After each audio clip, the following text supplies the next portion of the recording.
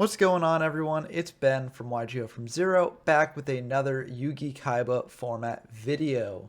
And in this video, we are going to talk about Earth Tribal, as I call it. Now, unlike Umi Beatdown, which I've been covering in the past few videos on this channel, Earth Tribal revolves around an equip spell instead of a field spell, that equip spell being Invigoration. Invigoration can give an earth monster 400 extra attack, and so it can buff up things like Battle Ox to 2100, which can enable it to get over any other beater in the format, as well as something like a Giant Soldier of Stone. It can also power up things like Pale Beast or Kojikosi or even Destroyer Golem. Just these 1500 attack earth monsters up to 1900, which can enable them to beat over something like Login, Neo, Battleox, etc. So this deck may seem like it's on the same level as something like Umi Beatdown, as you'll essentially be playing with monsters in your deck that can be pretty powerful when they otherwise might not be in any other deck. However, I feel like this deck, or maybe the builds that I'm playing of this deck, because I'm not a perfect deck builder, and other people might have better builds, and if you do, please share them in the comments below. But in my experience with the deck, this deck is played a lot more like Soul Control, in that the Invigorations are basically cards that are useless without combining with a specific monster in your deck. Sure, there are a bit more options for those monsters than like just a Summoned Skull and a Soul Exchange, but in essence it bricks the same way in my opinion. Now there are ways to mitigate this bricking with things like Last Will enabling you to cheat out your 1500 attack monsters with ease, but in exchange for that, it's a much weaker strategy even if you do pull it off than something like Soul Control, which is guaranteed to remove at least one of your opponent's monsters. With Invigorations, it's not always a guarantee. Now I'm going to level with you. Invigoration has never been useful for me in the games that I've played with this deck. It's just never come up in a meaningful capacity, which is wild because you'd think after playing a bunch of games with this deck it would, but it hasn't materialized for me. And there's only so much I can play with this deck and just bricking on Invigorations before I just throw in the towel. So rather than just make a bunch of separate videos on this deck, showing off my duels where I just repeatedly fail to pull off the combo, I figured I'd just combine all those duels into one video, show you why I don't think this deck is very good at all, even much worse than Umi Beatdown, in fact. And also give some thoughts on where you can go with this deck if you do want to experiment with it more. Because I do think that I have an imperfect build here. I think that you can probably build a better deck revolving around Invigoration. But it's not something that I want to experiment with more because I feel like all the ways that I'd experiment with it would just be inherently inferior to other strategies in that similar niche, which I'll get into a bit later. But anyways, this is my sort of final build of the deck. And I didn't initially start with this build. I'll explain what my other builds were, but before I do, let's just break down this version of the deck and discuss some of my thoughts behind it. So, of course, we have all the standard beaters, Logins, Neos, Battleoxes. The Battleoxes are especially important here because they can combine with Invigoration. So you can use Invigoration on them, and they're the ideal target for Invigoration in your deck. We also have 3 Giant Soldier of Stone to serve as a wall, but in a pinch, you can use Invigoration with a Giant Soldier of Stone to buff up its attack to 1700, which, while not the best, is respectable, and can at least trade for something like a Battleox or a Neo. So you can use it in worst case scenarios. We also have 3 Maneater Bug. Maneater Bug is good at just acting as removal, popping your opponent's monsters. It can be used with Invigoration as well, although that's basically the worst the worst target for Invigoration in your deck. You never want to really use Invigoration on a Man-Eater bug. But I guess there are situations where it could come up. And then we have our last two Invigoration targets. We have Pale Beast and Kojikosi. This is probably the most flexible spot in the deck. So you definitely want to play at least one 1500 Earth monster in the deck, because that enables you to use something like Last Will to insulate yourself against something like Trap Hole, and also just to cheat out a 1900 beater if you've got Invigoration already online. So I think the Last Will package is very good in this deck, and so you definitely want to play at least one 1500 beater in this slot. Initially, I experimented with having a non-1500 Earth monster just to give a bit more utility to Last Will. So initially, I had Wicked Worm Beast in this slot instead of Kojikosi. I figured against Soul Control decks, it could be good just to have to cheat it out with Last Will, get it on the field, and in worst case scenarios, it is an Invigoration target, although you really don't want to equip Invigoration to it. So I figured I'd try that. It didn't go well. You'll see why in the duel that I have with that. I then thought, okay, well, the part of the reason why the Wicked Worm Beast strategy didn't go well is because this deck does need some defensive options. So what if I put in a Wall of Illusion here? Sure, Wall of Illusion is less good when your opponent knows about it, but it still forces a monster back to hand if they don't have like a Fisher or something to deal with it. And so that's pretty decent.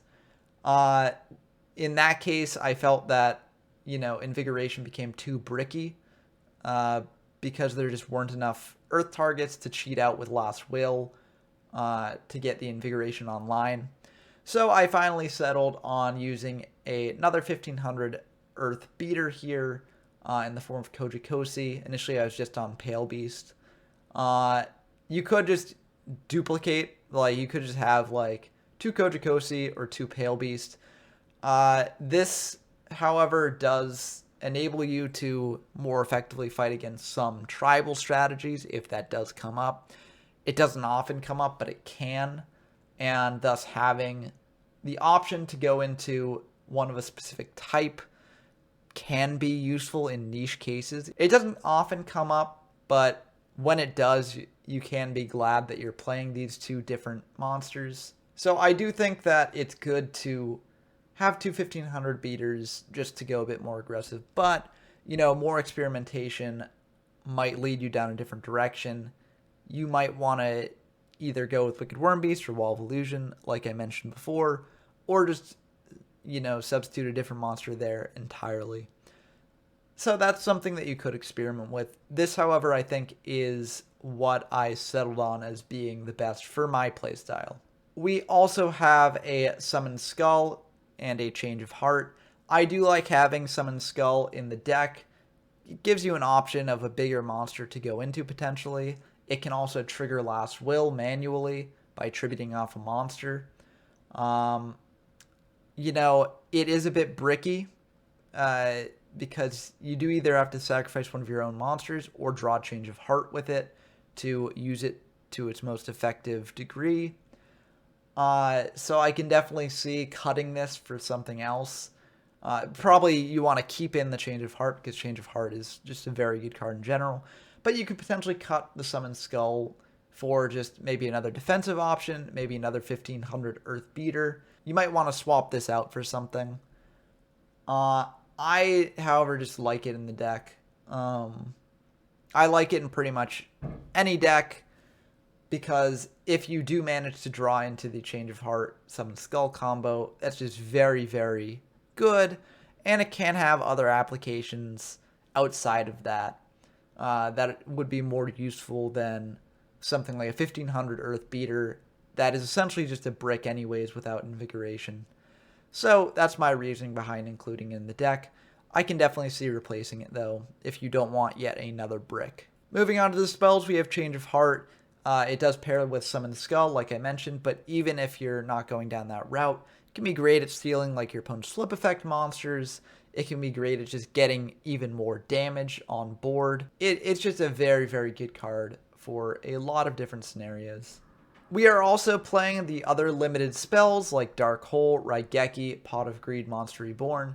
These are just pretty much great in every deck, so you want to play them. We also have 3 Fissure to act as even more removal. This deck does suffer with removing big threats like an opponent's Summoned Skull, as Invigoration can be nice at getting over something like a Lodge-In, but it doesn't quite cut it when you're going up against the Summoned Skull. Even 2 Invigoration on a Battle Ox only will tie a Summoned Skull, so Fissure is very good as removal in those cases. We also have the 2 copies of Invigoration to pair with some of our Earth monsters. You might want to up this up to 3 if you want to go all in on the strategy. I found 2 to be extremely bricky, but you do want to play more than 1 because, you know, you can only equip it to 1 monster at a time. It's not something like Umi or another field spell where it will stick around on the field, buffing all monsters that it would apply to. Invigoration's just a one and done. So I think that it's good to include 2, but 2 is really bricky, as you'll see in some of these games. And so, like, I would recommend against going to 3, but it's something you can do if you want to. We also have a Last Will. I do think Last Will is very good in this deck, as I mentioned before, just being able to bring out a monster you can invigorate just at a whim, basically, is very good. And also, if you have the read that your opponent has a Man-Eater Bug set, like, you can activate Last Will before battle phase, attack into it, get another monster out on the field in the battle phase, and continue to press the offensive. So that's another application of this. It can also just be good, you know, bringing out a defensive wall like Giant Soldier of Stone. It's just a very, very versatile card, especially in this deck. So I do think that including it is good. I think 1 copy is probably ideal. Anything more, then it might just brick. So I do think 1 is good. And lastly, for the spells, we have 2 Swords of Revealing Light. These are great at stalling your opponent to give you time to draw the pieces that you need. And in a deck like this, you definitely will need that time. For the traps, we have 3 Reinforcements. Reinforcements is very vital as you're basically trying to use buffed monsters to attack in, and if your opponent has a reinforcements of their own, you'll need your own reinforcements in order to keep your monsters on the field. That's another flaw of this deck as well, is that, like, even if you have a buffed Battle Ox with an Invigoration, if your opponent has a Lodge-In and a Reinforcements, or even like a 1700 beater and a Reinforcements, then they can get over your monster. So that's something to be careful of, and it's why Reinforcements is very vital to have just for those situations. And it's just a good card in general when we're playing a lot of monsters. We also have 3 Waboku to protect our monsters and our life points. Very, very good card. And we have 3 Trap Hole to deal with our opponent's monsters during their turn. For the side deck, we have 3 Trap Master to deal with more stally strategies using Ultimate Offering. We have 3 Wall of Illusion, which is great to bring in against soul control strategies. We have 2 Summon Skull, 2 Soul Exchange to side into a more soul control package, which can be very good against more stally decks. We have 2 Card Destruction to deal with Exodia decks. We have 2 Just Desserts to deal with decks that put a lot of monsters on the field, as well as, you know, Ultimate Offering decks that are lowering their life points constantly. And we also have an Ultimate Offering if we want to get more aggressive, if we want to be a bit more defensive, siding in some walls and an Ultimate Offering can be good. As a note, though, Ultimate Offering is a lot less good in a deck like this than it is in a Field Spell Tribal deck, because whereas in that sort of deck, you can just activate a Field Spell and then chain Ultimate Offering to it pretty much at any point. You can't quite do that with Equip Spells since they already need a monster on field. So that's why we're not running Ultimate Offering in the main like we did with a Field Spell Tribal deck, and that's why we're choosing to do something like Last Will instead. Anyways, that is the deck. Let's start diving into some duels. As a note, the first duel that I played, I did not have Koji-Kosi in the deck. Instead, I had a Wicked Worm Beast. It was my first iteration of the deck. I wanted to experiment with it a bit. In the games, you can just picture it being a Koji-Kosi instead of a Wicked Worm Beast and imagine how it will go. We'll see how the Wicked Worm Beast fared in its place. Spoiler alert, not very well. But let's dive into the game and see how it happened. Okay, we've got our first game against Deo Zomph. And as a note, I'm not going to go as deeply into the play-by-play in these sorts of games because I do want to make this video not go too long. I'm sure it will go very long already. But I'm not going to give the most detailed commentary. I'm mainly going to comment on the things specific to this deck. So if I don't explain everything as clearly as I have in past videos, that's why. But let's just dive into the game after the rock, paper, scissors is over. They will win the rock, paper, scissors. So they will go first here. And right away we have Wicked Worm Beast. Let's hide their hand. Yeah. Right away we have Wicked Worm Beast. And so you can picture that as a Koji-Kosi. It won't matter much here. We draw a Neo, and we have no traps, which is kind of unfortunate. But I think what we'll do here, we're just going to summon out the Neo and attack into the Battle Ox, hoping to crash. It will crash, and then we'll just set 3 and pass back to them. The reason why we didn't summon out Battle Ox is because, we want to save it for an Invigoration down the line. So we crashed the Neo instead. They're going to set 1, pass back to us. We do draw Invigoration, so we could potentially do the play of summoning out Battle Ox, equipping it with Invigoration, and just attacking into their monster. I don't think that's necessarily the best play, because if that's a Man-Eater bug, we'll just lose our Battle Ox to Invigoration, which would be really unfortunate. We could just fire the Sword of Dealing Light to check if it's a Man-Eater bug. If it's a Man-Eater bug, it will die, and then we can safely bring out like Wicked Worm Beast or Battle Ox, whichever one we want to use. And if it's a defender, we can bring out Battle Ox, equip it with Invigoration, and attack in. However, if they have like a trap hole, then we'll lose our Battle Ox. And if it is a defender, I don't think it can actually threaten us too much. And we might want to save our swords for later. So we're not going to go super aggressive here. We're just going to summon out the Wicked Worm Beast and attack in. And we will take 6. And it is a defender. So if this was a Koji-Kosi instead of Wicked Worm Beast, we would have had a monster still on field that their Aquamator could not get over on its own. So, that would have been a bit better for us here. But instead, the Wicked Worm Beast will just bounce back to hand. They'll be able to switch the Aquamator and attack in with impunity, and then just fire a Swords of their own. Very unfortunate for us. We'll just set 1, pass back to them, and it's about to get more unfortunate. They're going to be able to attack in here for 2,500. We're losing life points real fast, and they'll just set 1, pass back to us. We finally draw a trap, but it can't help us defensively. So we're going to activate Swords, set the Wicked Worm Beast, set 1, pass back to them.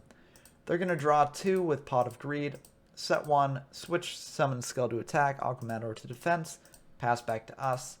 We draw Pale Beast, our other Invigoration target. Not that it will help us now. They're just going to set 1, pass back to us. We draw Lodge in.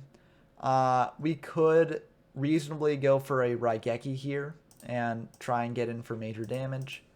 And it seems like that's what we're going to do. So flip up Wicked Worm Beast, Raigeki their board away, attack in, and they will take it. At the end of our turn, Wicked Worm Beast comes back to hand. They're just going to set 1, Fisher away our Lodge in, pass back to us. Swords is now gone. We will summon out the Battle Ox. I think maybe we should have summoned out the Pale Beast instead. just in case it is a defender. We do have the Fisher there. But I think we're trying to get over a defender with like reinforcements if we can. So I think that's why we're doing this, and we figure we've got the Invigoration plus Pale Beast afterwards to be a reasonably strong beater if we need it. Well, oh, I guess we're also bringing out the Summon Skull. Yeah, I think this is probably the wrong and very greedy play. If we were going to do this, I think we should have summoned out Pale Beast instead. But we'll see what happens. It's Maneater. They pop our Battle Ox. They're going to bring out a Lodgin, and that's fine. We can't do anything about it because we just have Invigoration. They're going to Fisher the Summoned Skull and Reborn the Summoned Skull. And that will be the end of the game. So, you know, we had Invigoration plus an Invigoration target in hand the entire time. But I don't really think there was ever a good time to use it. You know, as I said, we could have done the Swords Revealing Light and then just summoned out the Battle Ox, equipped Invigoration onto it, attacked into their monster, potentially cleared it. That would have saved us a lot of damage and probably been very good. But it's a lot of investment early on. So, I don't know. It's tough to say when you're in the moment and you don't know what your opponent's got in store. So, I think that, you know, if we had gone for that, then it would have been a lot better for us. And also, if we had had the Kojikosian deck instead of the Wicked Worm Beast, it would not have been as bad as it was. It still would have been very bad because they would have been able to get Summoned Skull online, and we didn't really have a good way to clear it outside of the Raigeki. But I think in the end it wouldn't have mattered too much. I think we still would have lost that game. But, you know, you never know. So we're going to go into game 2. We're going first this time. Hopefully it will help us a bit more. And we do draw 2 traps this time, which is a bit better. We're going to bring out the Neo, set 2, pass back to them. Again, we're bringing out the Neo instead of the Battle Ox because we want to save the Battle Ox for Invigoration. They're just going to set 4, pass back to us. We'll bring out the Battle Ox this time. And we are going to attack into their set with the Battle Ox first. This way, if it's a Maneater, they'll try and pop the Neo most likely. And they do. They're going to set another pass back to us. We are going to bring out Neo, and they will trap hole that. So we're going to just attack him with the Battle Ox, and it is a Maneater bug, so our entire board is cleared now. They're going to bring out a Battle Ox. That's fine by us. We've got Fishers in hand to deal with it next turn. We'll take 17, pass back to them. We draw another Wuboku, which won't help us now, but it's good to have for later. They're going to bring out a Lodgin, and that we will trap hole, and they will just activate swords. We draw another trap hole, so we'll just set that, set a Fisher as a bluff, pass back to them. They'll bring out Giant Soldier, and we will just let that fly. We figure if we draw any other monster that can protect against Giant Soldier next turn, we can also just Fisher it away. So they're going to set 1 pass back to us. We draw Reinforcements, which is not helpful for us here. We choose to pass back to them because if they summon out another monster, we can Wuboku and then use Raigeki for a great 2-for-1. But they don't. They're just going to attack in with Giant Soldier, pass back to us. And we draw Last Will. We're just not drawing what we need here, so we will just Fisher away their monster, pass back to them. They'll bring out another Giant Soldier Stone, and again, we don't trap hole it because we figure if we draw any monster, we're fine here. We don't, though, and it's very unfortunate. They do bring out another monster now, and so we will be able to Raigeki that board potentially next turn. It's not ideal because any monster in our deck can get over both theirs. Maneater bug's okay. We will just set the Maneater and set the Wuboku. We don't want to use the Raigeki yet. They're going to bring out Lodgin. I think we're debating whether to Wuboku here, but I think we're just going to let it go. We'll take the 12. If those are 3 reinforcements, we do lose, but that's a risk we're willing to take. We draw Pot of Greed. Finally, we can draw into some monsters here. We're just going to set one pass back to them. We could have Raigeki'd that board, but I think we're hoping they'll commit a bit more.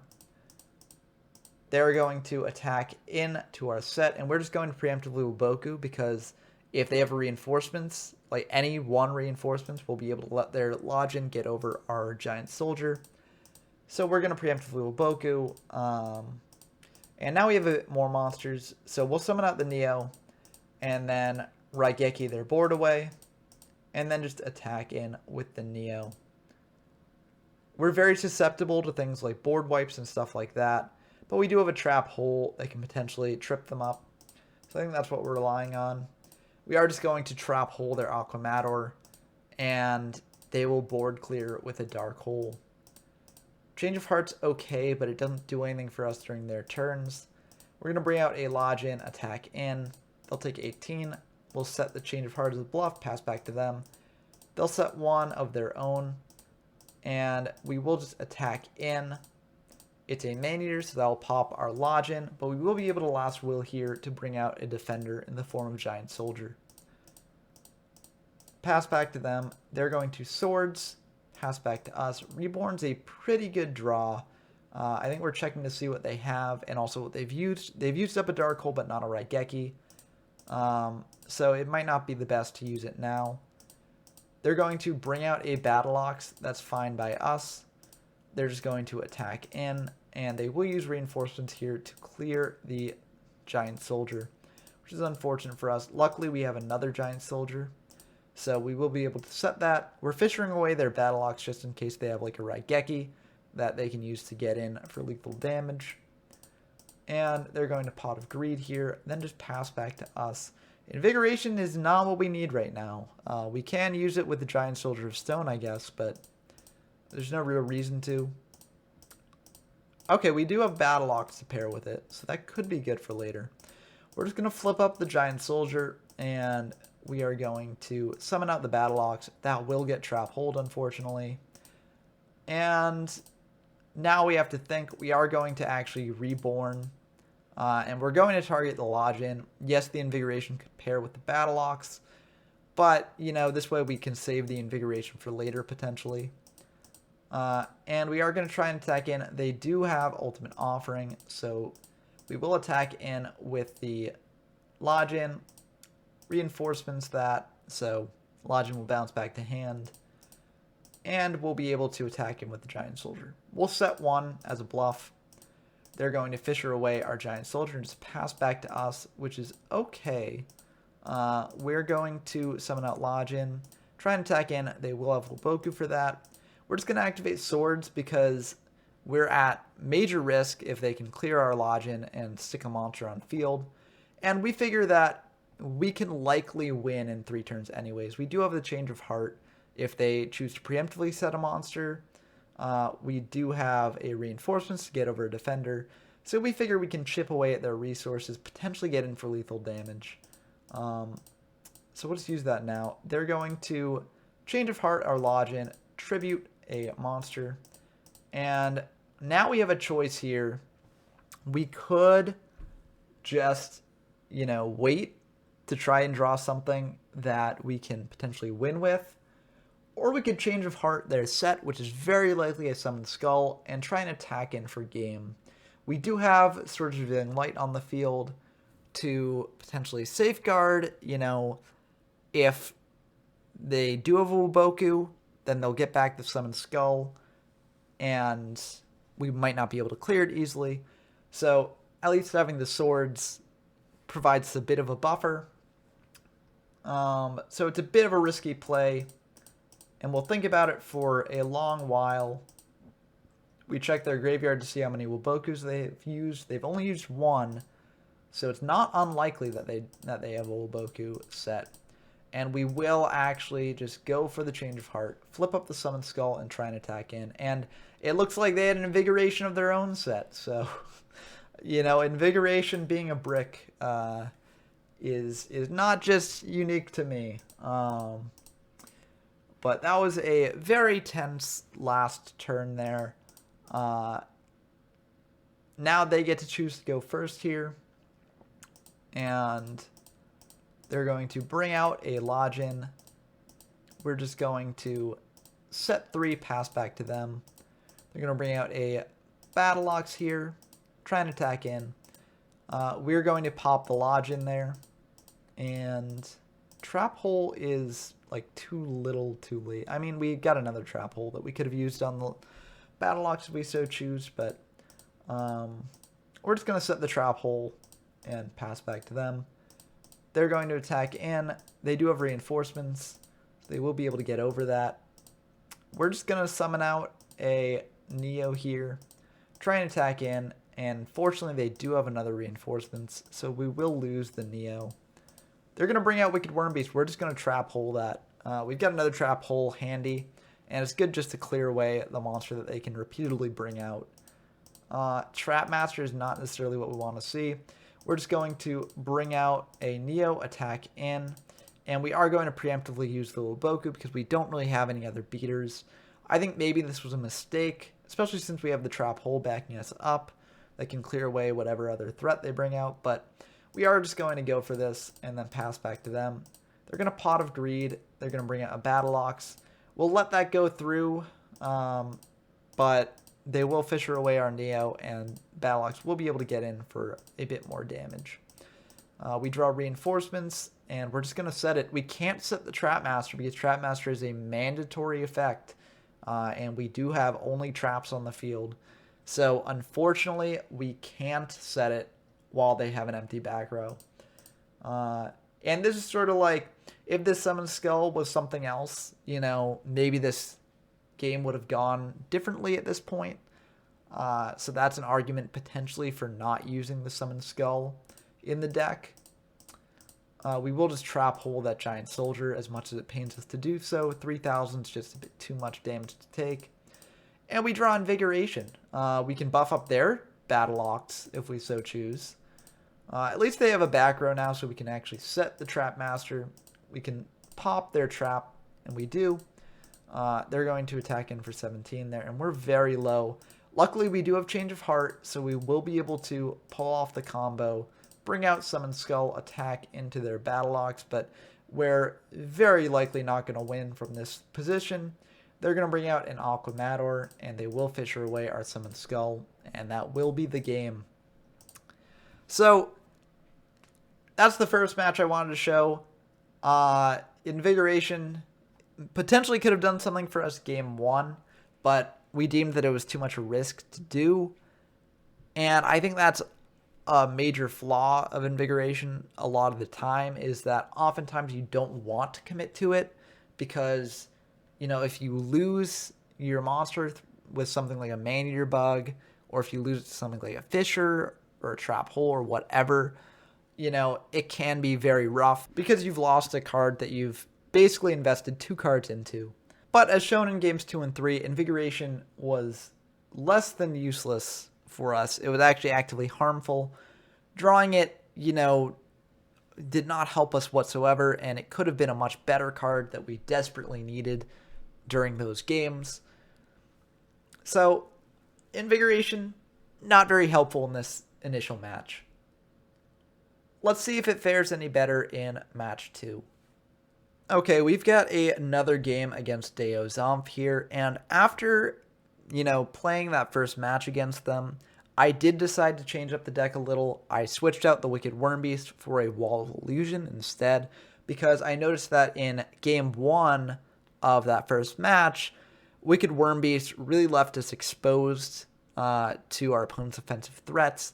And so I figure, why not go a bit more defensive, swap it in for Wall of Illusion, which is a much more defensive card.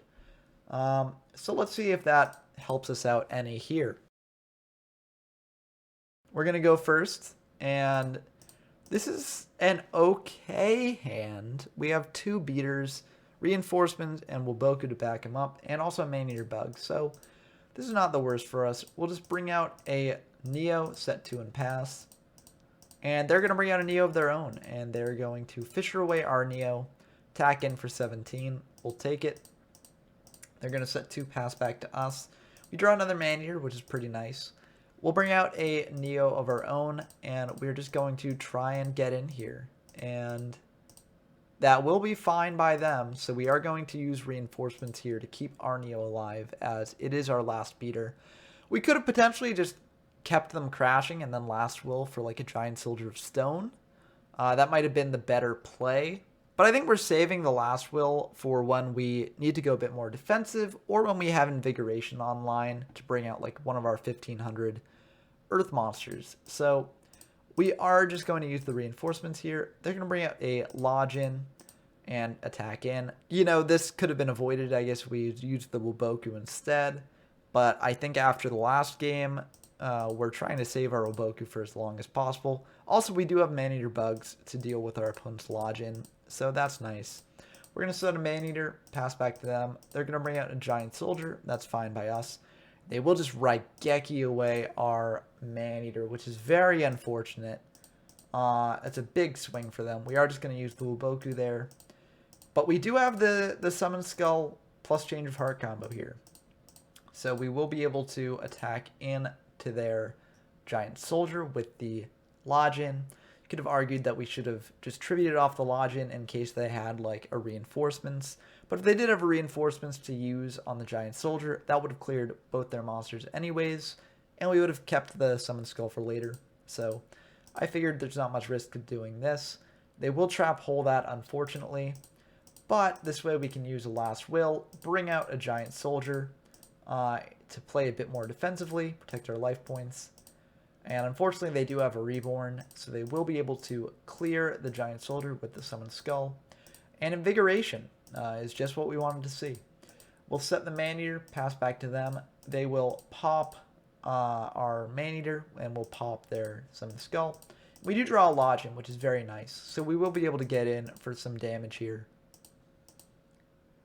And we'll pass back to them. They're going to bring out a Kojikosi, revealing that they are on this sort of Earth strategy as well, although they're going with the field spell.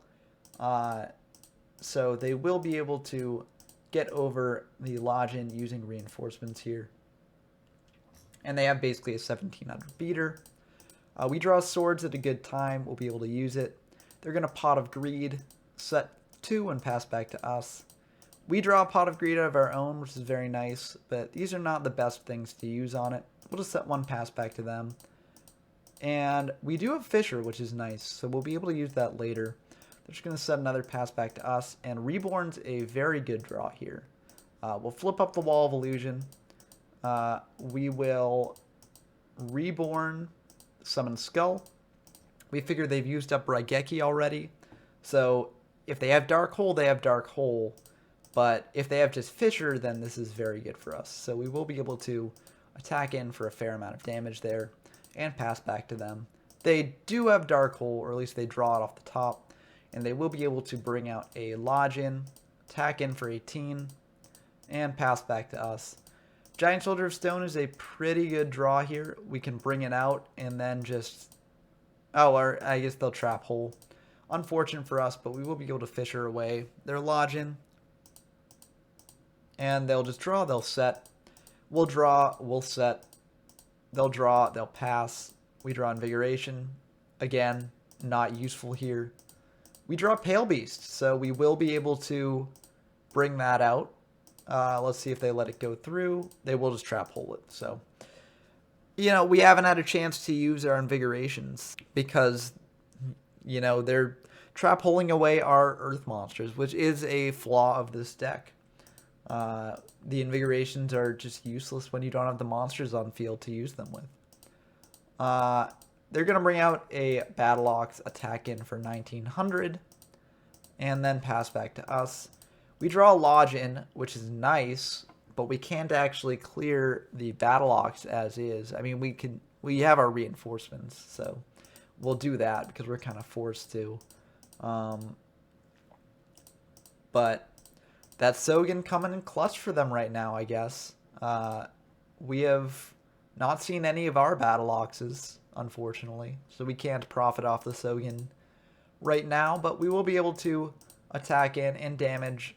They will use reinforcements of their own, so we will be able to use up 2 of our reinforcements. We're just going to set the last Invigoration, pass back to them, And Wuboku's very nice. We like to see that. We're going to attack in, set the Wuboku, pass back to them, and we could just win here. We are going to bring out a Lodgin, and I think we're doing this to dodge around Fisher, but I think this is a really bad move on our part, because if they do have a Fisher, we have Wuboku to safeguard for a turn, and we can just bring out a Lodgin afterwards. And if they have something like Change of Heart, then they can Change of Heart our Lodgin and just use them to crash. So I think this is a bad move on our part. They will use a Wuboku here and we'll pass back to them. They do have the Change of Hearts. They will be able to make this play. We will use Wuboku to keep our Lodgin alive and then pass back to them. We're just going to attack him with the Lodgin. It will get popped with Maneater, and then we'll just activate Swords as we're in a very vulnerable position now. They will draw pass. We'll set pass. They'll draw pass. We have Battle Locks, so we will finally be able to bring this out, take advantage of their Sogen, pass back to them. They summon out a Battle Locks of their own, and we've got 2 Invigorations on board. So we figure that unless they've got 2 reinforcements, we should be fine here. So we do save our Trap Hole. I think, honestly, we could have just used the Trap Hole, especially because they've already used up 2 Wuboku, so it's unlikely that they have another, or if they do, you know, we can just get through it with the Battle Locks.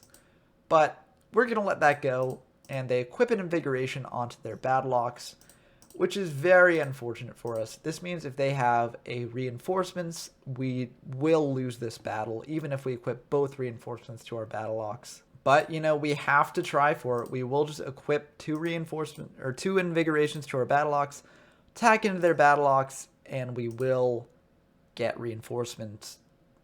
And the reinforcemented? I don't know. We'll lose the battle to the reinforcements. So that's very unfortunate for us. We're in a very bad position here. We do have to use the Wuboku, pass back to them. We draw Battle Locks, but it's just not good enough. They're going to bring out a Giant Soldier. We have to Trap Hole that, and they reveal that they do have the Last Will to bring out the Koji-Kosi, and that will just be the end of the game. So I mean, there wasn't really anything we could do here. Or I guess it's not the end of the game yet, but they have the Invigoration, and they're going to equip it onto their Koji-Kosi, which will bring up to 21, and we do not have a Maneater. So that's the end of game 1 there, and you'll note that, like, the 2 Invigorations did come into play. We did use them, but they just lost 2 reinforcements. I mean, that's a big flaw with this deck, is that the Invigorations, while good, are not guaranteed removal. If your opponent has reinforcements, they can get around it. I do think that we misplayed by not using the Trap Hole on that Battle Locks when they first brought it out. But I'm not sure it would have mattered, given that they had a Last Will, given that they had a Fisher set. I don't know. I don't think it would have mattered all that much. So that's game 1. Let's see if we can do any better in game 2.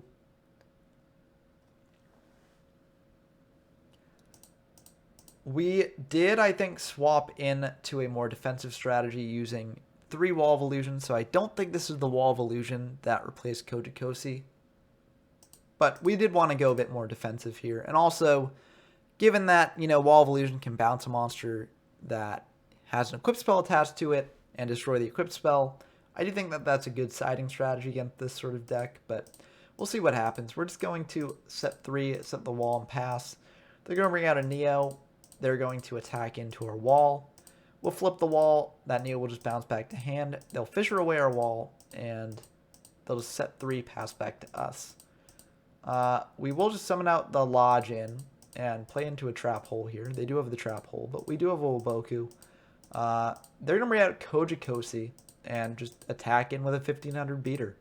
We'll take it, and we luckily draw into a monster that can beat over it. So we're just going to bring out the Neo. We are going to Fisher away their Koji-Kosi just in case they have reinforcements. And we are going to attack in for 17. You could argue that we should have saved the Fisher since we know that they have a Neo in hand, and we should have gotten them to use up our reinforcements if they had it. But, you know, we've got the Maneater to deal with whatever else they bring out, so we're not too worried about that. They bring out a Lodgin, which is unfortunate for us because they'll be able to clear the Neo without the reinforcements. Wall of Illusion's okay, but we want to save it for later, I think. So we're just going to set one, and unfortunately, they do use the Change of Heart on it. And we do just lose the Man-Eater Bug pop. Very unfortunate. Change of Heart doesn't really help us right now, so we'll set the Wall of Illusion, and they'll attack into it. They'll reinforcements to clear it, and then just bring out the same Lodgin, pass back to us. We draw Invigoration! Hooray! We'll Swords and pass back to them. We could equip Giant Soldier with Invigoration, but it won't help us here. They'll set one, pass back to us. And this actually works out perfectly for us because we figure the only reason that they set a monster on this board state is if that was a Man-Eater Bug and they're planning on popping our set. So we will just Change of Heart their set, flip it up, pop their Lodgin, flip up Giant Soldier, get in for 1750.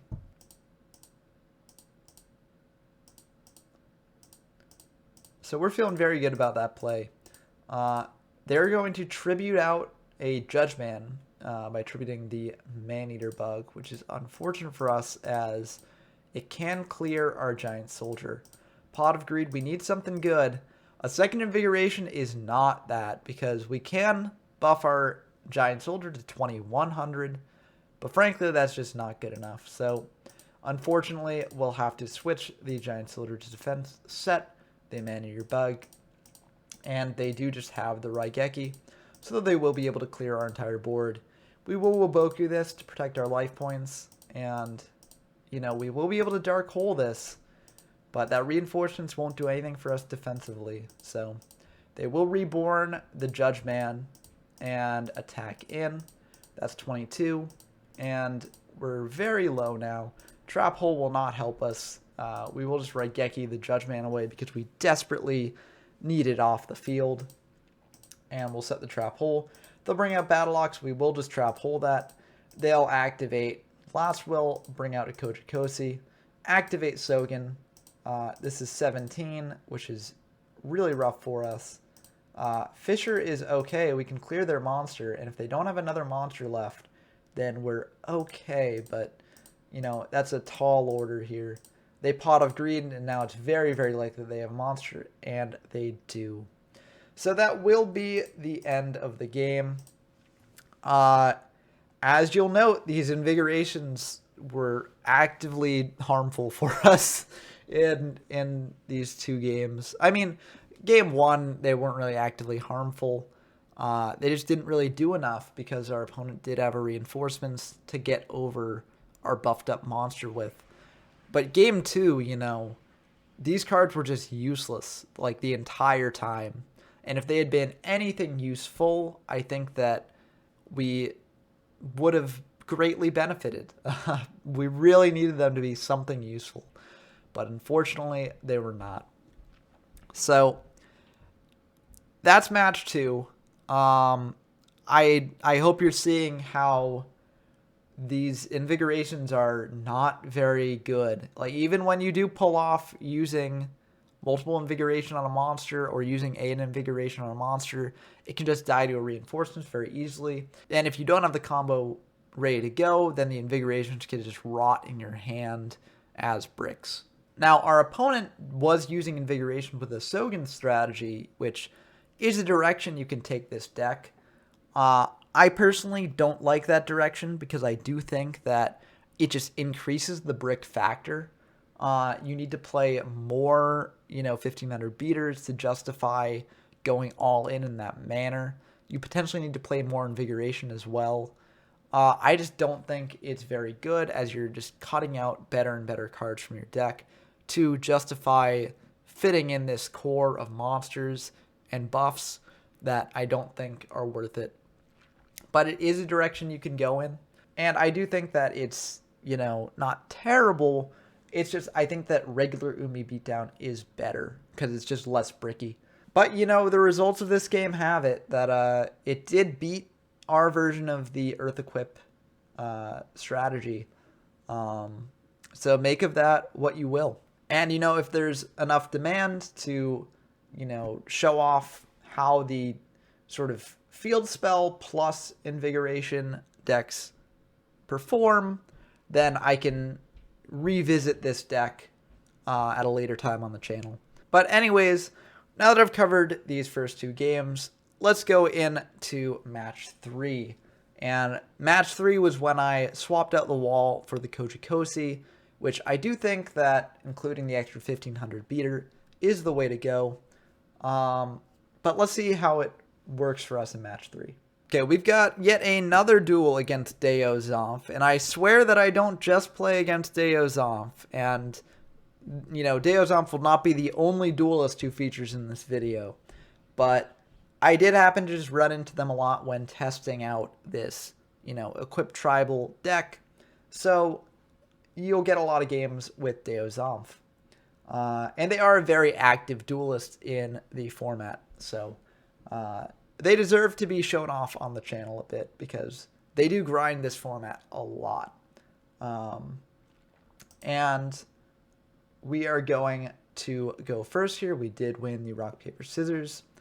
And this hand is pretty bad. Maybe we'll draw something that can help. Okay, Woboku ain't too bad. It gives us some defensive options, but this is not what you really want to see. You don't want all these monsters in hand. You want to draw some traps that can interact with your opponent. Especially if you notice that our opponent is playing a 43 card deck, which means it's very likely that they're on Stall Mill. But we don't notice this at first. We'll just set a Giant Soldier, set a Woboku, pass back to them. They're just going to set one and pass back to us. And we're just going to go in for it. So we're going to summon Neo, flip up Giant Soldier, and they'll flip up an Ultimate Offering. So they will pay 5, bring out a Defender. We will take 300 for our troubles and just pass back to them. They'll set 3 and then card destruction us, which honestly, not the worst because our hand doesn't really deal with Stall Mill that well. So hopefully this will let us draw into something a bit better. It does put us 4 cards deeper, which is unfortunate. But maybe we'll draw into some good removal. Okay, we do have Invigoration, so if we can manage to pull out like a Battle Ox, that will give us a 2100 attack monster that can clear their defensive walls, but unfortunately we had to discard a Battle Ox off the card destruction, so it's kind of rough. We will just attack into their set with the Neo. Main phase 2, we'll just set another Giant Soldier of Stone. The reason for doing this is we're hoping that they'll think it's a Man-Eater and try and use removal on it. But we'll just set that, set 2, and pass. Summon Skull is very good. We'll tribute out the Summon Skull, tributing off our Giant Soldier. And we will just attack into the Wall of Illusion, bouncing it back to hand, protecting it from things like Fissure. So luckily we were able to do that, and I think it did pay off here. We'll set the Last Will, and they'll pass back to us. Dark Hole's okay, but we don't want to use it right now. We'll summon out the Summon Skull and attack into the Mystical Elf. You could argue that we should have used Last Will here, but I think we're saving that for a more opportune time. And also Last Will does thin the deck by 1, which against a Stall Mill deck is not necessarily the best strategy. So they will Soul Exchange, tributing off Summon Skull, setting 1, setting 2, and passing back to us. We draw Reinforcements, which will be very nice with the Neo later. We'll summon out the Neo and just attack in, and then we'll set the Reinforcements. They'll Swords. Unfortunate, nothing we can do there. And we're just going to pass back and forth because there's not really anything we can do in this situation. They're going to just set 1, pass back to us. We draw Lodgin, so we are going to just activate Woboku to clear it because honestly it's useless right now. We are just going to Swords, flip up their Man-Eater bug, summon out Lodgin, that'll get Trap Hold, and we will activate Last Will here, just bringing out one of our 1500 beaters, which we'll be able to clear over the Man-Eater bug. They will Soul Exchange, which is unfortunate for us, especially since we just draw Swords of Revealing Light, which is not useful for us right now. Swords will expire. We could swords here and then Fisher their monster. But there's no real reason to do that right now. If they do flip up their monster, we can just trap hole it and clear up a back row that way. But unfortunately, we're just not drawing what we need. We draw another Invigoration, which again is not what we need right now. We'll use Woboku just to clear up the zone, and then we'll summon out a Neo, which will get trap hold, unfortunately. So we're just not drawing the monsters that we need here. They're going to reborn back a Summon Skull, and we have pretty much used up our Woboku, so we won't be able to do anything about that. Battle Ox is okay, I guess. We'll summon it out. We will Fisher away their Summon Skull just to clear it. Then we'll Invigorate the Battle Ox and hopefully get over their monster, and we do get over it. So Invigoration finally putting in some work here. This is what you like to see. We're just going to attack into their set, and unfortunately it's a wall. So Battle Ox will bounce back to hand, and Invigoration will go to grave. Unfortunate, but at least we've got another Invigoration, so we can get that combo going again next turn. We draw a Lodgin, which is pretty good. We'll summon the Lodgin, flip up the Maneater, pop their set, and we'll attack in with the Lodgin first. They're going to set one from their hand with Ultimate Offering. We will just, use Reinforcements to get over it. They're going to pay 5 and set another, so that way the Maneater bug won't connect. And we'll just set a Reinforcements and a Fisher. The Reinforcements can let us get over a 2k Defender potentially. And we'll save the Battle Ox because they haven't really used up any mass board removal, and we don't want to play into something like Raigeki. So we'll summon out one Battle Ox because we do have another in hand. We're going to attack in, and we will Reinforcements that. They're going to pay 5, set another. Unfortunately, it is a monster that we cannot get over. We'll just pass back to them. They're going to Dark Hole the board, which is fair. We lose 3 monsters in that exchange. They're going to set one. We're going to Swords just in case it's Maneater. It's not. So we'll just summon out Battle Ox. And then just equip another Invigoration and attack in. As a funny note, Invigoration can be used on your opponent's Giant Soldiers of Stone to decrease the defense down to 1800. That's not the optimal use of it, but it can be used that way. It's a funny thing. Unfortunately, the Battle Ox will get fissured, and we will lose it. And now we don't really have anything to do right now. They're going to set one, pass back to us. We do draw a monster, so we will bring that out. And we will attack in. They'll just pay 5, set another. They'll set one, and we'll attack into it and take 700. They'll pass back to us. Reborn's very good here. We can Reborn back a Summon Skull and get in for damage. We are just going to Fisher away their monster, threaten lethal, because we're getting close to the end of our deck, and we want to really accelerate this clock, because if they have a bunch of Wobokus, then we won't be able to get through them. So we do use up one Woboku. They will Change of Heart, the Summon Skull, attack into the Giant Soldier. We do have a Woboku here, so we'll be able to use it. They'll set one, pass back to us. We will Change of Heart their set, and it is a Maneater, so we feel pretty good about that. And unfortunately, they do have another Woboku. We'll just set 2 just to clear up our hand, so that way they can't card destruction us for lethal. And they do activate Swords, and that will just be the end of the game, because that's 3 turns. We don't have a D-spell or anything, and at the end of the 3rd turn, we'll just lose the last card in our deck. So that will be the end of the game. And, Invigoration did put in work in this game, and Invigoration can help your Battle Oxes and stuff get over your opponent's walls, but unfortunately it just didn't do enough. Things like Wall of Illusion can really hurt it in a way that things like Soul Control are not hurt as much by Wall of Illusion. Fissures can clear the Battle Oxes away. Any removal can clear them away, and a Reborn won't necessarily be able to get back the 2100 Battle Ox that you had. It will just be able to get back a 1700 Battle Ox. So, Invigoration can help against Stall Mill, but I think overall Stall Mill is still favored. Especially if you only play 2 Invigoration in your deck, which I think that you should, because anything more than that's a bit iffy. But we put up a good fight, and unfortunately it just wasn't good enough. So, for games 2, and potentially 3, we're siding into Soul Control because it just is much better against Stall. I think we also sided into some Trap Masters here as well, just to deal with the Ultimate Offerings.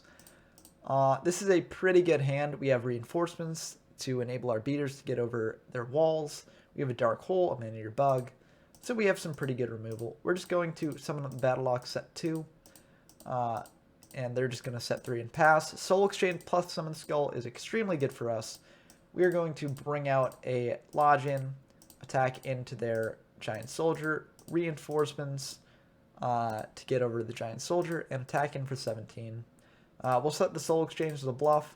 They're going to bring out a Battle Lock of their own, and they will just Raigeki our board here, which, you know, they'll be able to get in for 17. So it's clear that they decided into a more aggressive strategy, anticipating that we'd play a bunch of Stall Hate, which, you know, we are playing Stall Hate, so not the worst. We're just going to set the Trap Master, pass back to them. You could have argued that we maybe should have waited until they had, like, Ultimate Offering online. But we're just going to use it, see what that set is. Unfortunately, it's a bluff in Fisher, so we won't be able to clear it. But it's not the worst for us. We'll just set a Man-Eater, pass back to them. We'll be able to clear the Battle Locks that way. They'll set 1, pass back to us. We have a bunch to think about here. We do know that they have a Fisher set, so if we Soul Exchange, we could potentially set the Summon Skull. But that's very easy to get over with any just Beat Stick. So we are just going to Soul Exchange here, summon out the Summon Skull, and get them to use Fisher on it, you know. At least this way they can't use Fisher on another monster that we bring out later. So they're going to bring out Battle Locks. They will just Fisher away our Summon Skull, and they will attack in for 17. They will set another here, and pass back to us. We draw another Summon Skull, which isn't the worst. We're going to bring out a Neo, Fisher away their Battle Locks, and we'll get in for 17. They're just going to set 1, pass back to us. We have another Soul Exchange, but if we use it, it plays very heavily into, like, Dark Hole, and we don't want to do that. So we are just going to attack into it with the Neo, and set the Soul Exchange, pass back to them. They have a Neo of their own. They'll just attack in, set 1, pass back to us. We have Trap Master. We figure we can probably snipe a set, as their latest set is probably a trap, potentially. They're just going to attack into the Trap Master, and unfortunately it's not a trap, it's a card destruction. So luckily they won't use it, and we will be able to bring out the Summon Skull with the Soul Exchange, set 1, and pass back to them. They're going to bring out an Aquamador, and they will just Fisher away our Summon Skull, which is unfortunate, but we did want to get that out of our hand because we didn't want it to get card destruction. They're going to attack for 12. We're at very low life, but, you know, maybe we can pull something off. Unfortunately, we do have to Dark Hole that Aquamador, as bad as that feels, because we just don't have a way to defend ourselves against it. So, luckily, they don't have a monster to capitalize on our low life total. And we do draw a Trap Hole, which insulates us a little bit here. And we do draw a monster as well, so we'll be able to set the the Giant Soldier. And it looks like they're going to card destruction here to draw into something potentially better. Looks like they bricked on 2 Summon Skulls, which is always unfortunate to see. They're going to bring out a Neo, and we see that they've used up a Raigeki, but they haven't used up like a Change of Heart. So we are just going to Trap Hole the Neo. And it does turn out that they do have Change of Heart, so it was wise of us to do that. We'll take 13 here, and it looks like they don't have a Reinforcements, so they won't be able to get lethal damage on us. We'll switch the Giant Soldier to defense, check their graveyard. It looks like they don't have Raigeki left, but they do have, like, Dark Hole. We will just bring out the Lodge-In, because we figure if they have Dark Hole, we probably lose anyways. At least this way, if they have Fisher, they can't clear our board and attack in. So we're just going to do this, even though it does play into Dark Hole. They're going to set 1, pass back to us. And we are just going to go aggressive here. You know, it's a big risk, given that we're at 400 life points. If they bring out a 17 or 1800 beater, you know, we do have the Reinforcements, but if they have a Reinforcement of their own, then we could just lose from this. We are just going to attack in for a ton of damage, though, because this does sort of enable us to get them on a faster clock. I guess, you know, we could have just kept the Giant Soldier in defense and attacked with both next turn.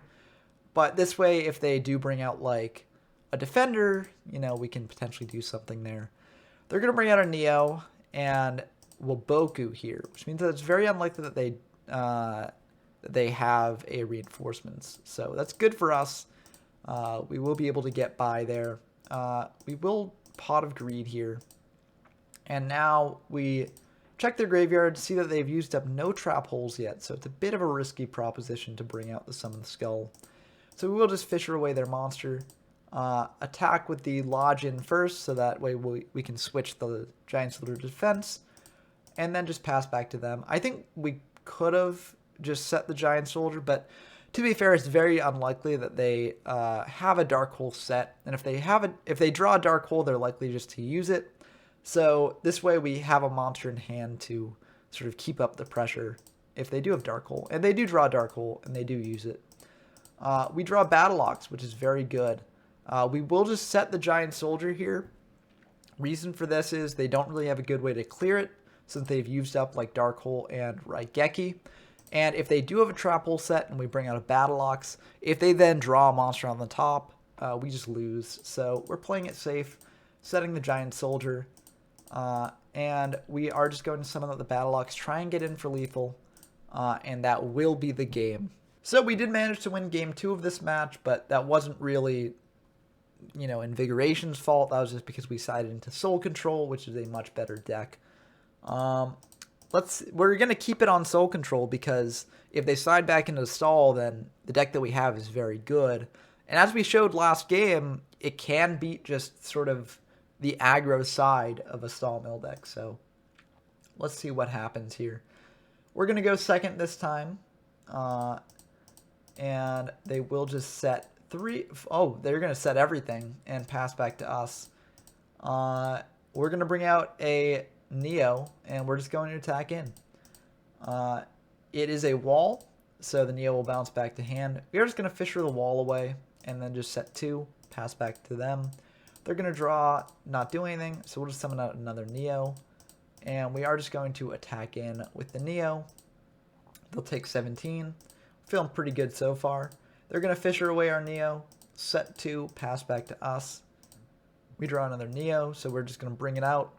Attack into their set. It's a Spirit of the Harp. We're not going to Fisher it away immediately because the only reason we Fishered away the wall is we didn't want to take the damage from just wall switching to attacking in. Here we can just Fisher on our next turn without much problem. We're going to bring out another Neo that will get Trap Hold. We'll Fisher away their Spirit and attack in for 17. We'll set the swords we just drew and pass back to them. They're going to swords here. Unfortunate, but what can you do? We'll set a Trap Master. Maybe we can snipe something. Unfortunately, they'll change of heart, and they'll try and snipe something of ours. We have no traps, though, so, you know, that will just fizzle. And we got them to use up a Trap Master. Or no, we got them to use up a Change of Heart. They used up our Trap Master, which is very unfortunate, but not the worst. We'll set another pass back to them. We are playing into mass board removal, but honestly, we don't care too much if this board is wiped out. As the Trap Masters are basically one-use cards. Monster Reborn's good for later. We're just going to Trap Master, try and snipe a trap, and we do hit a trap in the form of Waboku, which is very nice. They're just going to set 3 and pass back to us. And we're just going to try and attack in. Unfortunately, it's an Aquamator, so that will not be good. We'll just set the Maneater, pass back to them. And luckily, they do not use board removal on us, so we will be able to pop their Aquamator. We'll just switch everything to attack. Unfortunately, they do have the Ultimate Offering here, so we won't be able to get in a ton of damage. Then we're just going to set 2, play around card destruction a bit. We probably should have set the Monster Reborn earlier when we drew it, just so that it wouldn't get sniped by card destruction, but I think it just slipped our mind. They are going to activate card destruction here, so it's good we set the Reborn. And we draw another monster. Raigeki is okay. It's just a matter of whether we use it on this board or not. We're not going to since we have the reinforcements. and we are just going to attack in for everything and deal a fair bit of damage. They're going to Pot of Greed, set 1, pass back to us, and we feel fine distributing out a Summoned Skull here. We do have Reborn to bring it back for later. I think we're debating about whether to Reborn now or just potentially like fire something like Raigeki. If we Reborn now, it does play into mass board removal, so it's a bit of a risk, but we are just going to go for it. We're not afraid. We've got more monsters in hand, and they will Waboku here. We'll get back the Summoned Skull, switch our Trap Master to defense, although we could have actually attacked in and gotten them back to pop the Ultimate Offering, but I think we didn't consider it. And they're just going to set another pass back to us. We're going to tribute out the Summoned Skull again, and we will just Raigeki because this is lethal if it connects. And it will connect. That will be the end of the game. They do not have a Waboku, and they don't have any monsters in hand that they can actually use here. So we did win this match with the Invigoration Tribal deck. However, we didn't really win it because of Invigoration Tribal. We just won it because we sided into Soul Control. So I don't think this is really a good match to sort of point to be like, no, look, Invigoration Tribal is actually good. But let's just dive into the last match that I have here for you and see if Invigoration Tribal does actually affect things in that game. Okay, we've got our last match here. It's against Jazz, who is one of the best players in the format. You may remember that I mentioned them because I was showing off their version of the Soul Control build that is just the standard Soul Control build that most people go off of in the format. So it's not looking good for us since we're not playing a very good deck, and they are an incredibly good duelist, but let's see how things go. Let's see if Invigoration can actually do something in these games. Okay, this is not the worst hand. We have some beaters plus a reinforcements. We have swords in case things go south, and we have a defender in the form of Giant Soldier. So we're just going to set the Giant Soldier, set 3 and pass. They're going to bring out a Battle Ox. We're fine with that. They're going to attack in, and they'll take 3. They'll set 4 and pass back to us, which is a bit worrying because normally we just summon out the Lodge and attack into the Battle Ox, but you know, it's very likely they have a reinforcements or something.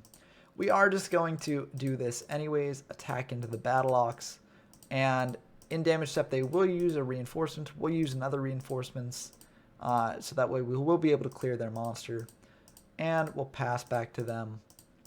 They're going to bring out a Lodgin, and they will just Raigeki this board away, which, you know, it was a risk that we were playing into.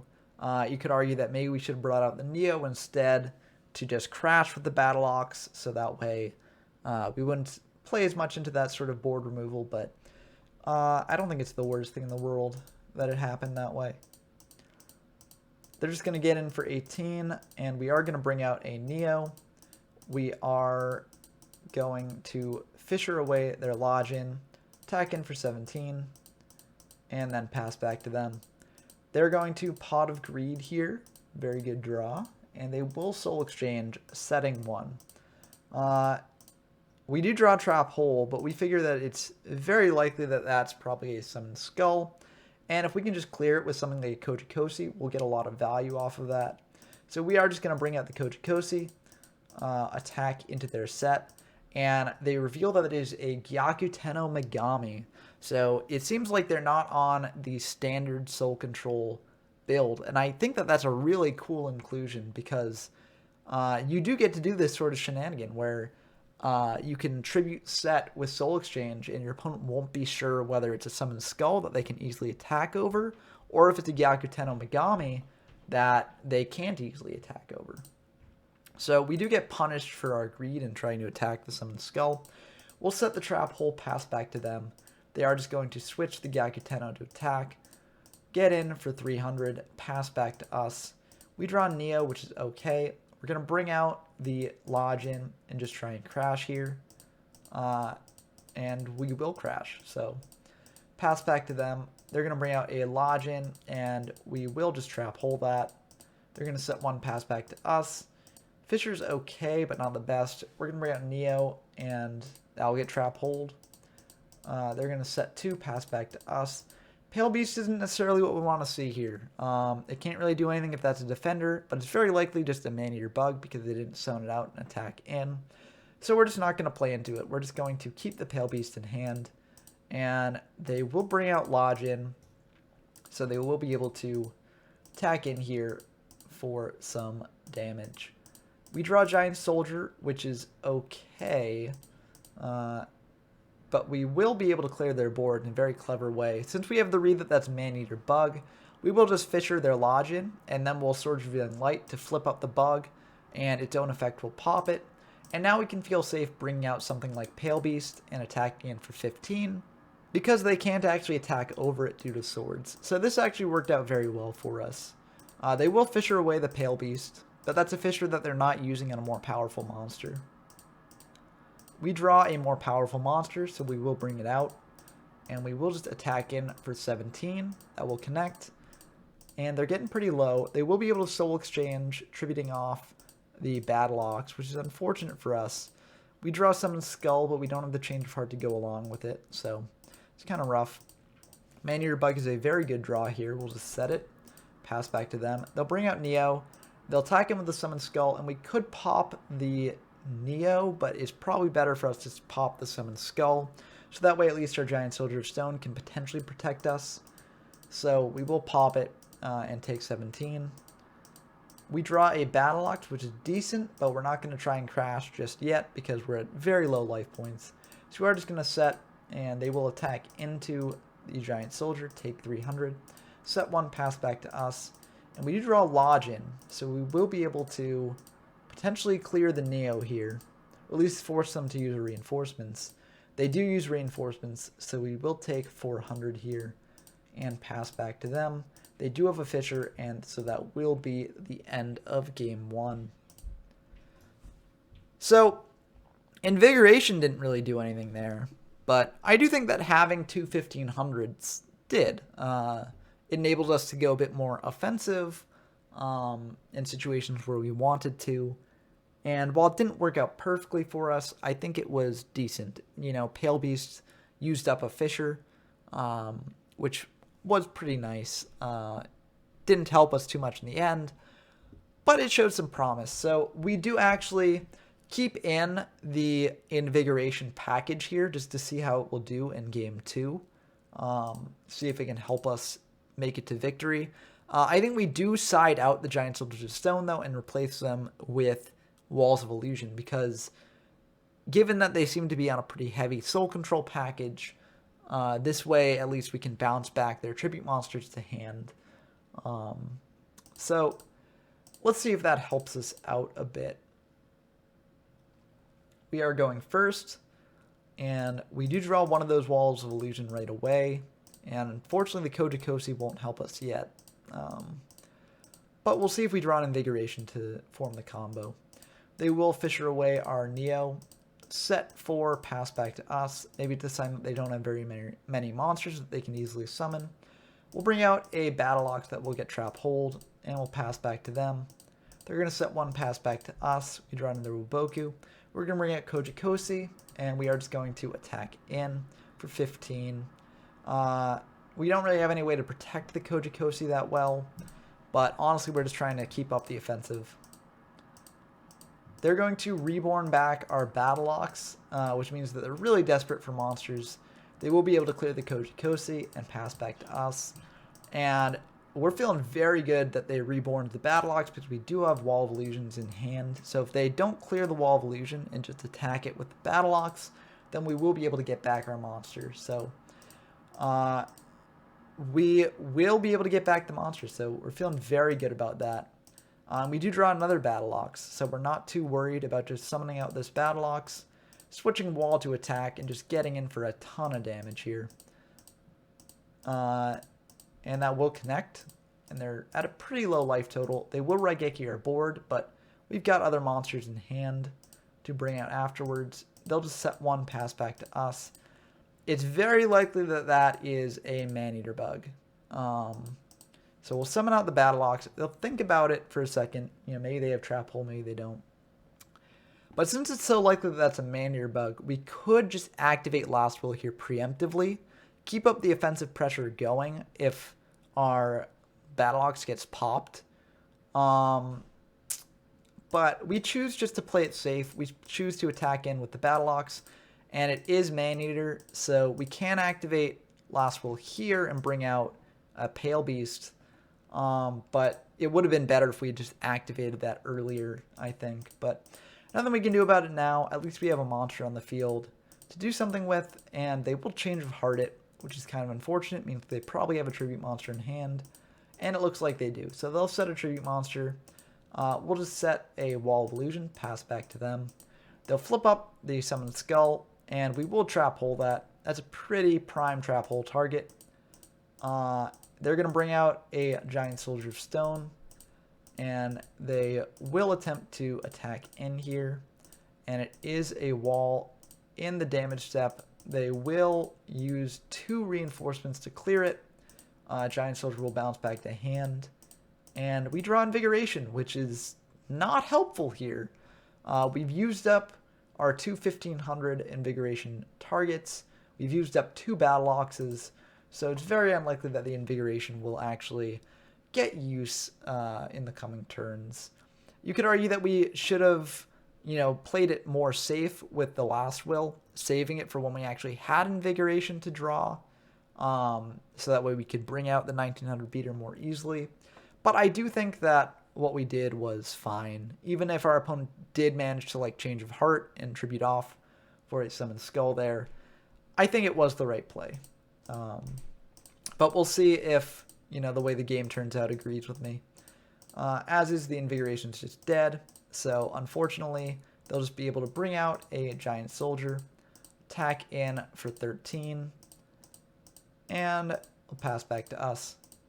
We will Reborn now, summoning out the Summoned Skull. We could have done this last turn and tried getting in for damage, but this way at least we get them to use up a resource, because either when we attack into the Giant Soldier of Stone, they'll use up like a Woboku or something, or the Giant Soldier of Stone will die. So I do think this was the better play, and we will be able to get in here. They will use up a Woboku on this, which we're happy about. They'll set one, switch Soldier of Stone to defense, pass back to us, and we will summon out Lodgin. That does get Trap Hold. We will be able to Raigeki though, and we will be able to attack in for a fair amount of damage. So they'll set one, pass back to us. We draw Trap Hole, which is very nice. We're in a very, very good spot here. They will Woboku that just to protect it, and they'll set one, pass back to us. It was good that they Woboku'd that, because now they have one more turn of protection here. They're going to Fissure away the Summoned Skull, and we do draw a Wall of Illusion, so we will be able to summon that out and potentially attack in for lethal. We'll attack in, and we will just use reinforcements in the damage step to finish them off. So, Invigoration, not useful in that second duel. And I think something I didn't consider in siding into the Wall of the Illusion is that having so little targets in the deck just made it a dead draw later on when we had exhausted pretty much all our targets. So, Invigoration did not help there. I think actually having the 2 1500 monsters did help. I think having the Last Will was helpful, but Invigoration, not good.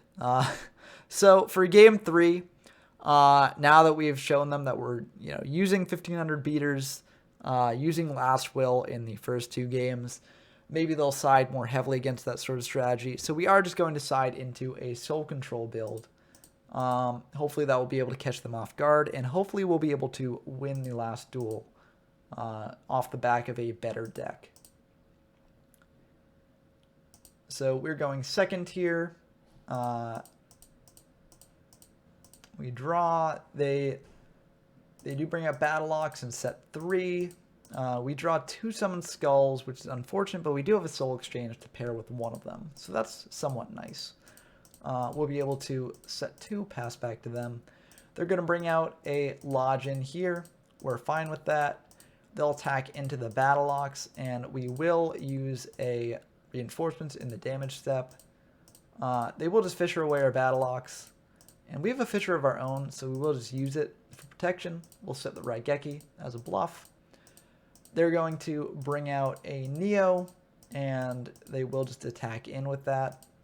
So we will take 17. They're going to set one pass back to us. We draw Maneater, which is very nice. So we'll set the Maneater, pass back to them. They're going to attack in with the Maneater, or attack in with the Neo, get popped by the Maneater, pass back to us, and we draw a Beater of our own. So we will just summon it out. It will get Trap Hold. And they're just going to set one, pass back to us. And this is prime material for soul exchanging, tributing out a Summon Skull, and losing it to a Trap Hole. You could argue that we should have Tribute set it, especially since we drew the Trap Hole to defend it a little bit. But I figured, if they have a Trap Hole, we might as well get them to use it up. So we just go for that. They're going to Pot of Greed here. They're going to set two, pass back to us. We draw Waboku, which is very nice. They're just going to set another pass back to us. We draw Soul Exchange, which is extremely good with this Summon Skull here. If they bring out another monster, we'll be able to use it. And we draw Battle Ox, which is a very good beater. So we will be able to summon out Battle Ox, get in for 17, and pass back to them. They're going to Dark Hole the Battle Ox and summon out a Giant Soldier, which is fine by us. We'll take 13 from that, and they will Swords and pass back to us. We will just Soul Exchange and set the Summon Skull, because as I said, we do have Trap Hole to back it up. We do also have a Waboku to back it up if it's attacked. They will bring out a Lodge-in. We will just Trap Hole that. And we draw a Lodge-in of our own. We're just going to set the other Trap Hole, pass back to them. They're going to Change of Heart, and it is our Summon Skull, so they'll flip it up. We don't Trap Hole this, because if they don't have a Tribute monster to take advantage of this, then, we don't want to clear our own Summon Skull. Unfortunately, they do. We will Trap Hole that, and they'll pass back to us. We are just going to set a Wall of Illusion here, and pass back to them. They're going to set one, pass back to us, and we will summon out the Neo that we have in hand, attack into the Maneater bug they have set. If it was a defender, we could have... Well, we didn't have a reinforcements or something, but it wouldn't have been the worst if it was a defender. They will Waboku it to keep it on field and pop the Neo. So in main phase 2, out of an abundance of caution, we don't necessarily think that they have the read that this is Wall of Illusion, but if they do, and that was why they did it, we're going to flip up the Wall of Illusion into attack. So this way they can't attack in with the Maneater bug and get that back to hand. It's unlikely that they would have done that. They're probably just saving the Maneater bug to tribute off for another tribute monster. But, better safe than sorry. So we will just do that. And they do distribute off the bug for a Summon Skull. They attack into the wall, and we will just Waboku it to keep it around. And also not take 15. We draw another Waboku, which is very nice. We're just going to bring out a Lodge-in, attack in with the Lodge-in, and we're just going to switch the wall back to defense, because I don't think that it wouldn't actually have increased our clock any. Like 2,800 times 2 is 5,600. They were at 5,900, so it wouldn't have made a difference. We still would have had to spend 3 turns attacking, and this is just a bit safer for our wall and for our life points. They're going to Soul Exchange, getting rid of the Lodge-in, setting 1. We draw a Summon Skull that we could use. We could just tribute it out and attack in, but that's a bit risky. So they're going to bring out their own Summon Skull, flip it up, and they're going to Raigeki our board away. So we will be forced to Waboku that and pass back to us. We will Fisher away their Summon Skull, but we're in a very precarious position here. We don't have any way of interacting with them on their turn, so if they can somehow bring back that Summon Skull, like with a Reborn, which they still don't have, or they still haven't used, then we are in a lot of trouble. Luckily, it doesn't look like they have it, and we do draw a monster here, so we will be able to bring out the lodge in. We will be able to attack in for 1800, and we'll pass back to them. They're going to swords, which is unfortunate for us. We check their graveyard to see what they've used up. They've used up both mass board removal, so we will just summon out a Battle Ox. This way they can't just clear our board with Fissure. They will reborn back the Summoned Skull, which is unfortunate for us. And they will take out the Lodge in. So we're down to very low life points here. We'll Pot of Greed. And those are some pretty good draws here. We check to see what they have left, and we see that they don't have Change of Heart, they don't have Raigeki, they don't have Dark Hole. They could always like Soul Exchange away our Man-Eater Bug, but in that case they play into Raigeki. So we'll just set the Man-Eater, and we'll probably lose the Battle Ox here, but at least this way we can clear their Summoned Skull. They're going to set one, pass back to us, and we're just going to set another Man-Eater. This way if they bring out another monster, we'll be able to clear that too. And they're just going to attack into our first Man-Eater, so we can pop Summoned Skull. They'll set another monster, pass back to us, and we will flip up the Man-Eater here, pop their set, and now we have a bit of a decision to make. We can either bring out the Wall of Illusion and attack in for 1450, and if we do that, you know, that plays around if they have like a Fissure or something. Sure, it puts us at slight risk to just losing all our life points if they summon out like a Lodge-In or a Neo and have a Reinforcements. But we have a Reinforcements of our own, so we can protect against that eventuality. We could also just go for it and summon out a Summoned Skull, try and attack in for game, or at least get them to use up Owoboku potentially. They've only used up 2 Trap Holes though, so if they have another Trap Hole, then that would be pretty bad for us because we'd have an empty board and only 1800 life points. So it's a bit risky. We do think about it a fair bit, and we will just go for the risky play. Summon out the Summoned Skull and attack in for hopefully game. They do have Owoboku though, so that's a bit unfortunate. They do have Soul Exchange, so they will be able to clear our Summoned Skull. And we, you know, we're just going to go for this. We'll bring out Neo. We figure the time is... Oh, I guess we're not going to Raigeki. I was thinking that we Raigeki'd that. I misremembered. We just attacked into it, hoping it was a Summoned Skull. It is a Gyakuteno, though, so we will be forced to use Reinforcements on that to get over it. They're just going to set one, pass back to us. And we will summon out the wall.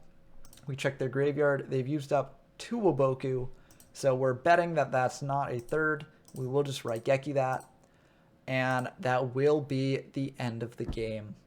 So, whew, that was a monumental video. Kudos to you if you made it this far. Hopefully you split up this video, you know, watching one duel at a time, potentially over the course of a couple days if you so wished.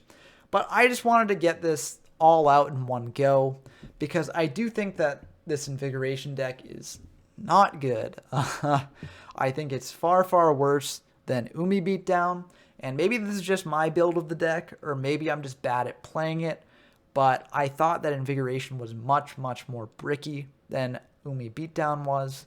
I think that it's, you know, about as bricky as Soul Control, but at least with Soul Control, you're guaranteed to remove a monster when you actually pull off your combo. Whereas with this, if your opponent has like a Reinforcements or Owoboku or any variety of other things, then you're kind of dead in the water. So I do think the Invigoration strategy is not very good. But it is something that you can experiment with. You know, Deo Zomp's deck in the second match that we played, you know, use Sogen plus Invigoration, and maybe that is more towards your liking. I personally think that it's just making a bricky deck even brickier. But, you know, it did win our match, so who am I to say? But for the foreseeable future, this is the last video that I'm going to do on Invigoration Tribal. I will probably do a video on Fiend Equip because, you know, historically that's been something that's been played with in the past. So I do think it's good just to represent it on the channel. I don't have much high faith in it, given how like Invigoration Tribal performed. I think that Fiend Tribal is strictly worse. But I will show off at least one video with it for people who want to see it. And then after that, that will be it for me for Tribal for the foreseeable future. I'm not saying that I'll never revisit the strategy or show off a different sort of Tribal strategy if people want me to.